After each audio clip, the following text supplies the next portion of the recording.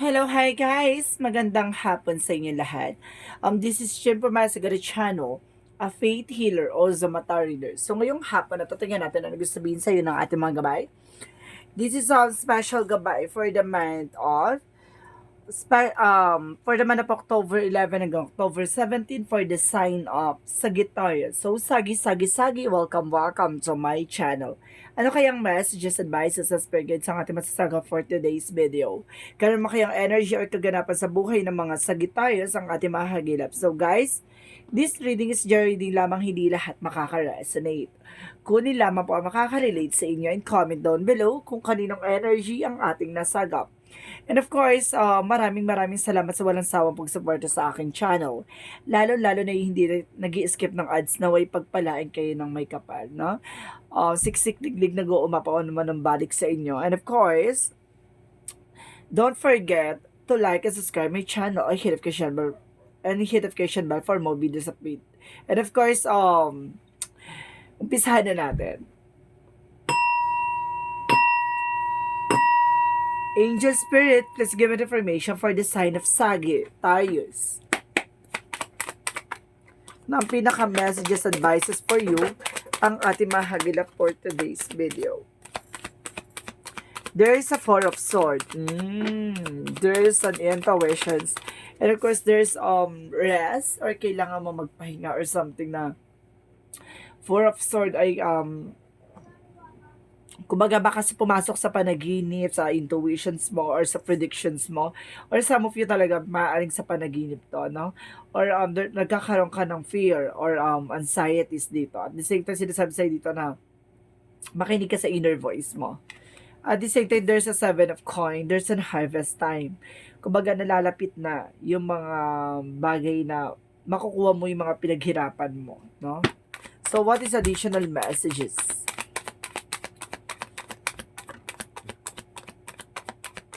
And of course, there's a magician, there's a manifestation. May mga bagay na unti-unti ka na mamamanifest. May mga bagay na unti-unti na matutupad. Kasi may mga bagay na ginagawa tayo na magre-reflect din sa atin. So, ibig sabihin that there's a consequences sa mga ginawa mo. So, it means itong ipagkakalob sa'yo ni God ay yung mga bagay na nakabuti sa'yo at sa kapwa mo. No? What is additional messages?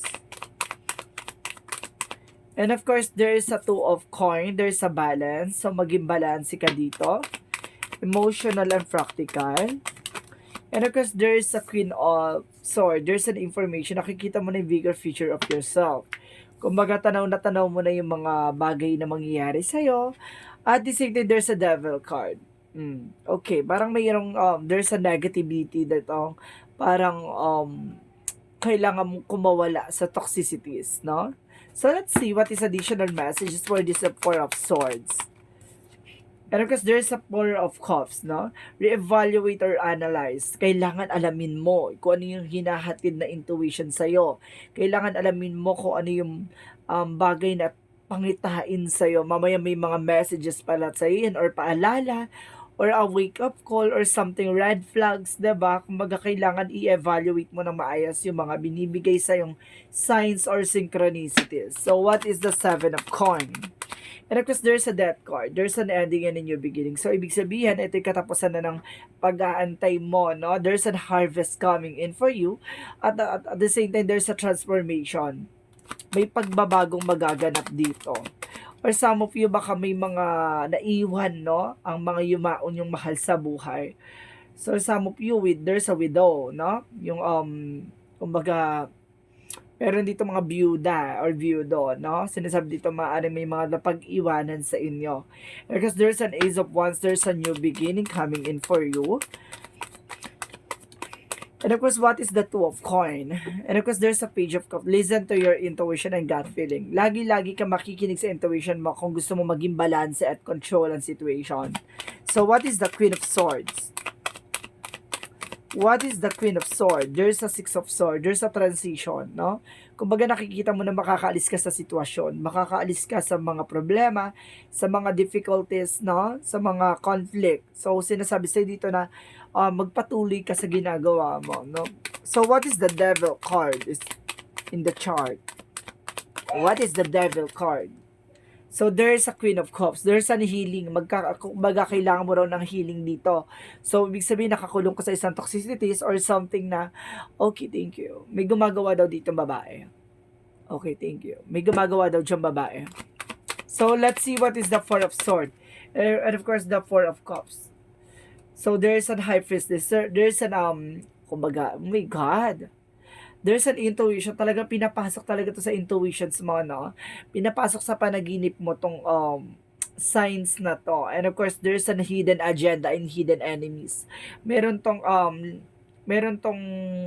agenda bakit gantong eksena niya sa kung bakit bakit ito pumapasok sa panaginip mo, no? Or there's an ancestors, no? Baka sinasabi dito, mayroon dito ancestors na gumagabay sa'yo or binibigyan ka ng signs or synchronicities pero hindi ka nakikinig.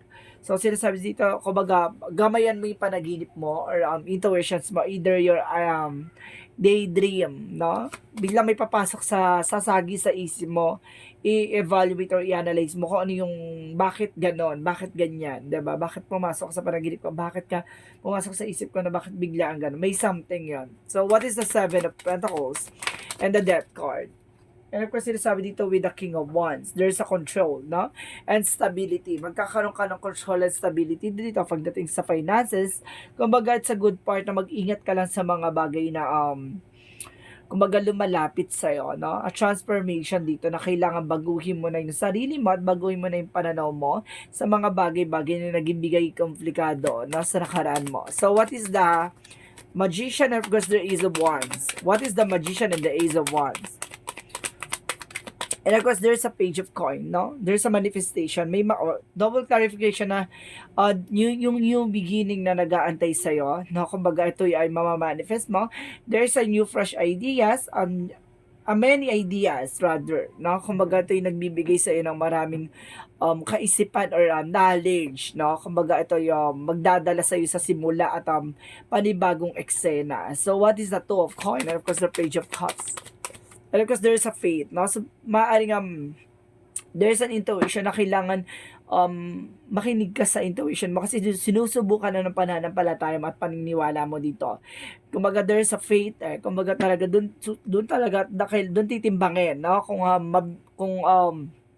ang pananampalataya at paniniwala mo ay buong buo. So, what is the Queen of Swords? And of course, the Six of Swords. Okay, thank you, Angel Spirit. Sinasabi sa'yo dito na wag kang gagawa ng hindi maganda sa kapwa mo kasi magre-reflect lang din yan sa'yo, no? So, it's an awareness. Para sinasabi ko dito na yung guilt and of course yung galit or inggit or something na meron kayo, no? Wag sanang humantong sa hindi magandang eksena. So, sinasabi dito with the Magician, be aware, no? Sa mga bagay na ginagawa mo. So, kasi magre-reflect lang din sa'yo yan. And of course, there's a Palace of Swords. There's an burden, no? Kumbaga, ang dami mong pinagdaanan, no? At of course, sinasabi dito, sa bawat eksena mo, sa tahanan, sa paligid mo, sa kaibigan mo, puno ng mga inggit, pera, at of course, traitor, no? Sinasabi sa'yo dito, makakaalis ka na dyan sa sitwasyon na yan. So, ibig sabihin dito, kailangan maging maingat ka sa mga plano mo sa buhay. Hindi ka dapat nag-share ng ideas and of course, knowledge kasi binabackstab nila. So, ibig sabihin, sinasabotahe para hindi maisa katuparan at hindi ka makaalis sa situation mo. Ibig sabihin dito, wag kang magbibigay ng information hanggat hindi pa nangyayari. And of course, there's a Devil card and the Queen of Cups. And of course, sinasabi dito with Ten of Wands, no, burden. Kumbaga, mayroon taong gumagawa sa ng hindi maganda dito. Binibigyan ka ng pampabigat sa pamumuhay. No? Kumbaga, ito yung babae na, kumbaga, gawa ng inggit at may galit, no? Kumbaga talagang ginawang ka ng pampabigat sa buhay mo para hindi ka makausad, puno ka ng problema kahit magkaroon ka ng sahod or kumbaga kumita ka man, napupunta pa rin dun sa bills and of course sa mga expenses mo, no? Kumbaga hindi ka makausad, hindi ka makaipon, no? Sinasabi sa'yo dito na kailangan yung basagin tong negative energy with the devil energy na kumbaga, bakit ako? There is a devil energy in the Ten of Wands. So, see? Kumbaga nakakulong ka sa isang eksena. And kasi yung burden na to, ito yung mga obligation, responsibilities, and of course, conflict, no? Kumbaga sunod-sunod yung pasanin mo sa buhay. So, let's see what is the outcome. ang pinaka-outcome mo is the Nine of Wands. There is a final push, no? Napakalapit mo na sa success. Napakalapit mo na doon sa situation. And because there is a Five of Cups reverse, no? No more doubts, no more regrets. So, sinasabi sa'yo dito, magpatuloy ka na walang kinakatakutan. With the Seven of Cups, there's a lot of opportunities and options. Susubukan kang guluhin, susubukan kang lituhin para hindi mo maisakatuparan yung mga pangarap mo sa buhay. At para hindi may sakatuparan yung mga plano mo. And of course, there's a Four of Coin na budgeting. And of course, kailangan proteksyonan mo yung grounds mo, either yung finances. And of course, there's a Wheel of Fortune. Kumbaga, there's a destiny, no? Naka-destiny itong nabasa mo tong reading na to, napanood mo tong reading na to, at nag-reflect sa'yo. So, ibig sabihin dito, ay talagang akma talaga sa pangyayari sa buhay mo. The Wheel of Fortune is there, na there's a destiny and bless, no? Kumbaga, iikot na yung kapalaran. So, ibig sabihin dito, you need to break spell or something na kailangan mong basagin tong spell na to, at kailangan mo magkaroon ng protection and of course, ang support ng ating angel spirit para at least ang kamalasan na dumadaloy sa'yo ay mapalitan ng swerte. A Wheel of Fortune is there, turning point for event or something na magpapabago ng buhay mo, no? So, let's see what is additional messages for love oracle card.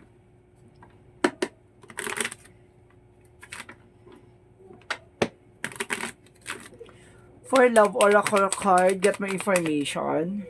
And of course, sinasabi, there's a passion, no? Kumbaga, having fun. Ibig sabihin, kumbaga, pagdating sa inyong personal kilig, no? Kumbaga, sinasabi sa'yo dito, merong tao talaga yan na merong chemistry sa inyo or may something na yung love talaga or unconditional love. And of course, I told you, there's an unconditional love, giving and receiving affection, falling in love. So, ibig sabihin kapag nakikita mo lang to, kung magkakinikilig ka or kahit na magkaroon lang ng konting message or something na parang iba yung emotions mo. At the same time, there's an addictions. Kumbaga sinasabi dito na yung obsession or something na ito yung blockages, okay? Ito yung the blockages daw. So, ito yung has a black, no? Ito yung binlock ka, no? Sa mga good energy. So, ibig sabihin dito, kailangan mo mag-cleansing, basagin ng negative energy, magkaroon ng protection for negativity and of course for black magic para at least hindi ka na napapasukan, no? Kumbaga ganun ang gagawin mo. Mag-cleansing ka rin sa bahay nyo kasi baka may protection ka nga sa sarili mo, nag-cleansing ka na pero sa tahanan mo, 'di ba? Full of negativity. So kailangan mo mag-cleansing sa inyong tahanan. So what is the Yin and Yang oracle card? What is the Yin and Yang oracle card? There's an autumn, a harvest time, no? Kumbaga, this is then. Kumbaga, talaga magkakaroon ka ng harvest time dito. And of course, there is a past, lack, a suffering. So, ibig sabihin talaga, ito ay, it's either your past relationship or may kinalaman sa nakaraan mo, no? There's a suffering, no? Talagang binigyan kanya ng pagdudulot na pagdurusa, gano'n.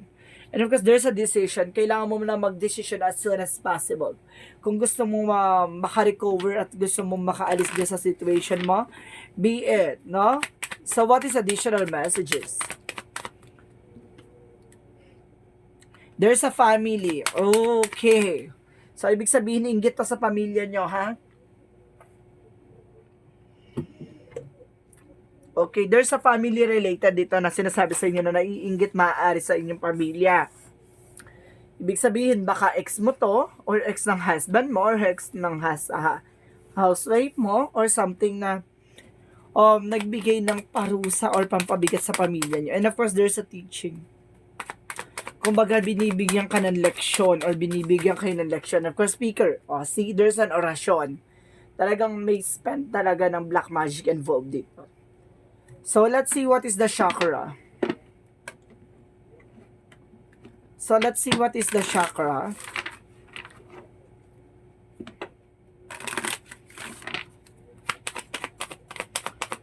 Let's see what is there's an instinct. Listen to your intuition and gut feeling, no? At the same time, guys, there's a release. Oh, I told you so. Kailangan mo i-release ang, diba? Or some of you guys, nakakita ako dito, kaya pa lumabas ng death card.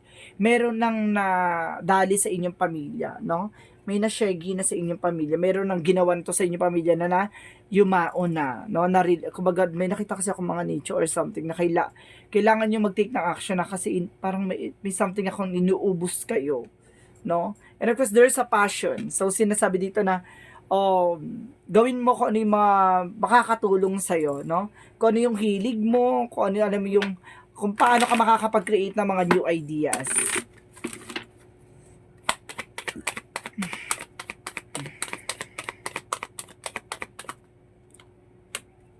There is a boundaries. So, kailangan mag-set ng boundaries dito, ha? And of course, there's a guidance, support. There's a guidance and support, no? At the same time, there's a purpose. Oh my goodness! There's a third eye. Kumbaga, there's a clear vision. Talaga, meron kang kakayanan, no? Or may katangian ka talaga, no? Merong, nagkakaroon ka ng intuitions talaga dito. So, ibig sabihin, may skills ka, abilities ka rin, or gift, no? Sinasabi sa'yo dito, gamitin mo yung intuitions mo na yan para malaman mo yung gagawin mo. There's a set of boundaries and angels sa support. So, ibig sabihin, may mga gabay ka din. Pero, hindi mo alam kung paano mo siya kakausapin at hindi mo alam kung paano ka gagabayan. At the same time, kumbaga, para ma-unlock, no, yung abilities mo, no? What is additional messages? Kasi you have a full of negativity. And of course, there's a crack open, there's a rock bottom, surrender to the alchemy of life. So, ibig sabihin dito, surrender mo daw yung mga lahat na nangyayari sa'yo from the universe, rather kay God. And of course, sabi dito, there's a lost land, soul memories, and gift. Now, may mga regalo sa iyo ang ating universe. At the same time, sinasabi sa dito yung mga ancestors mo o yung mga yumaong mong mahal sa buhay, no? Kumbaga may memories yan sa iyo. So, ibig sabihin may mga bagay na kailangan mong isipin about sa nakaraan nila na kumbaga kailangan mo mag-take ng action para hindi na maulit yung mga nangyari sa nakaraan. You've done this before. See? Nangyari na to dati. So, ibig sabihin, wag mo nang ulit mangyari. Diba? So, what is the Monsology? What is the Monsology? Monsology is a win-win outcome forecast. Ipapanalo mo tong laban na to. Maniwala ka.